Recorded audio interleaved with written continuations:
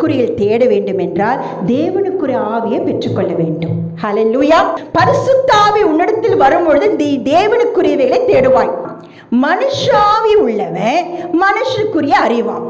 சில நேரத்தில் நீங்க சொல்லலாம், எனக்கு தேவனை அறிய முடியல, வேதத்தை வாசிக்க முடியல அப்படி நீங்க சொல்றீங்களா?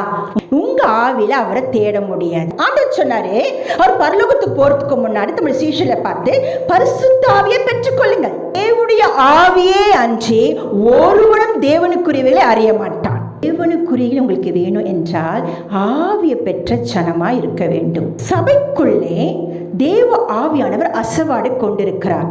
பாருங்க, ஒரு மனுஷன் பேசும்பொழுது அவன் மனுஷனுக்குரியவை பேசுகிறானா தேவனுக்குரியவை பேசுகிறான் அறிந்து கொள்ளலாம். அவங்க வாயை திறந்தால் என்ன பேச்சு நம்ம தெரிந்து கொள்ளலாம்.